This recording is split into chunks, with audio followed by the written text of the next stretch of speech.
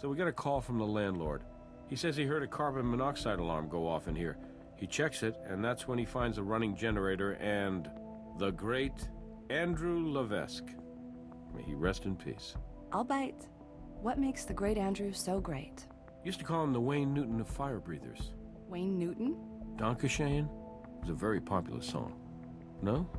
Well, anyway, the guy was a local celebrity at least. I thought he retired. I heard something about cancer. But apparently his cancer was in remission. He was planning a comeback. Was it skin cancer?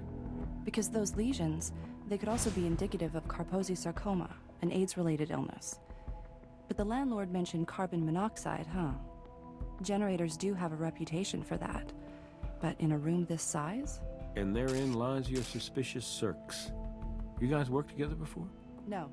It's our first time. I'll be gentle. You'll want to question the family when you get the chance. There was apparently a substantial insurance policy on the great Andrew's life. Okay, I'll leave you both to it. Dankeschön. What a mess. I confess.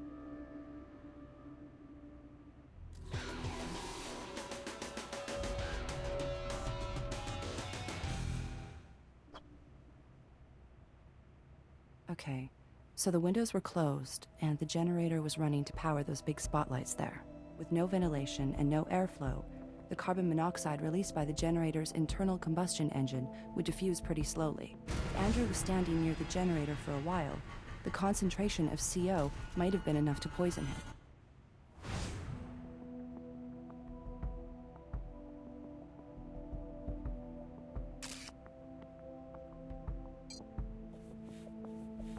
Good thinking. If we need to, we can figure out where that gas was purchased from its composition.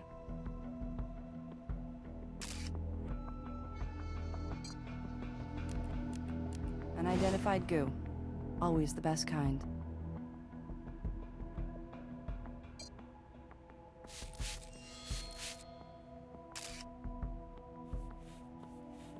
Human blood. Nice find. We need to know how much carbon monoxide that generator puts out and how much gas it burns. Let's take it back to the garage for testing.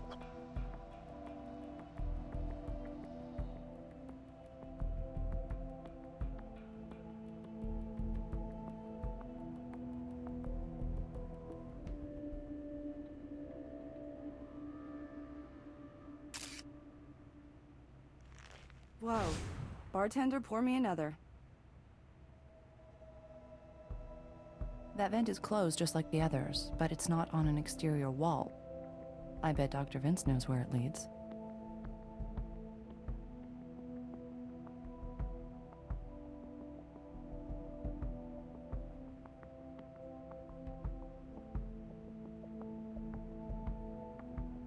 Yes, I know. The detective told me. I'm Dr. Vicente Manotto. I'm the owner of the building. I found Andrew and called the police immediately. It's just so awful, isn't it? I'd say just about an hour ago. That's correct. Actually, I was in another unit when I heard the alarm go off. Yes, I was in another unit, assessing how much of the last tenant's security deposit I should give back. At first, I wasn't sure exactly where the alarm was coming from. Then I could hear it was coming from in here. I knocked on the door, but Andrew didn't answer. I went inside, and that's when I found him. Oh my God. No, I didn't, but I didn't smell a gas leak. Of course, I know carbon monoxide doesn't have an odor.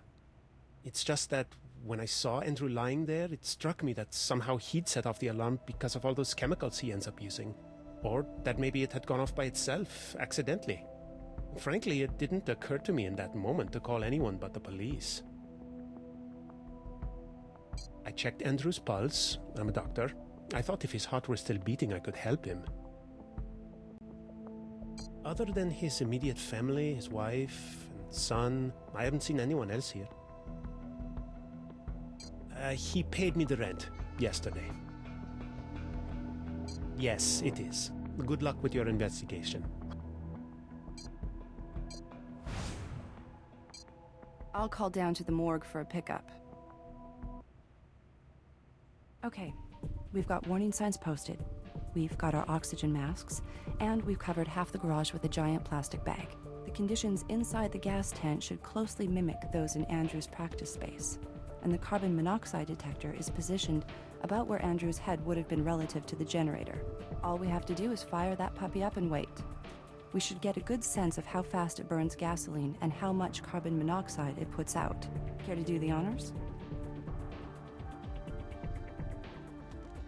Okay, that's good. Now come back out here where it's safe. We're gonna let it run completely out of gas. It's gonna take a while, so we should come back later.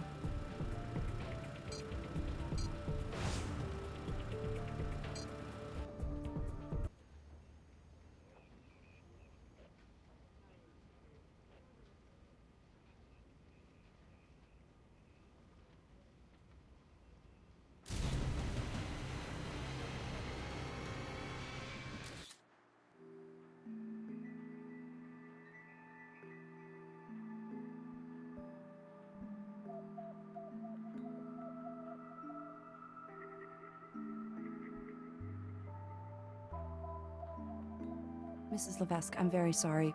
It's Ms. now, or whatever someone calls a widow.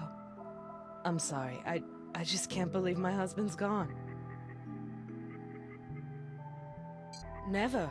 Andrew was meticulous to a fault, an absolute perfectionist. On occasion I would help him. Even Lyle would help out every now and again. Lyle, that's my son. Andrew was his stepfather. I'm sorry. What was I saying?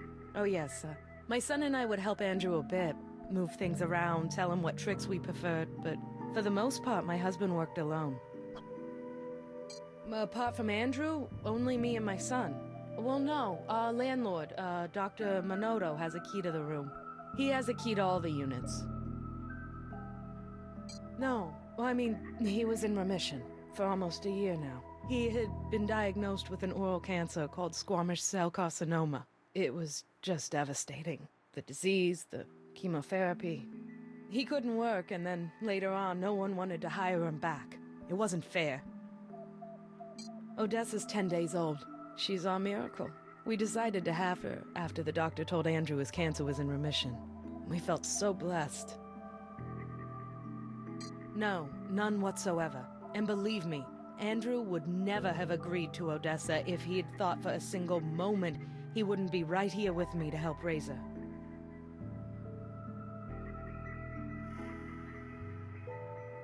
My husband was beloved, truly. Even when they wouldn't hire him back on the strip, they were always so apologetic. It wasn't personal, they'd say. It was business. Times were changing. The end of an era, really. I do? We did sign up for some right when we got married. I had completely forgotten. Andrew handled the bills. If you need to ask me anything else, anything at all, please feel free.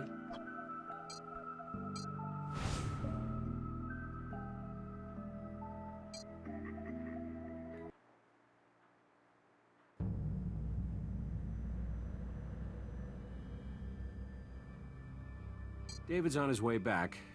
I'll have something for you a few hours after he arrives. In the meantime, we can finish processing the scene. Maybe talk to our witnesses some more. Shouldn't be tough to stay busy.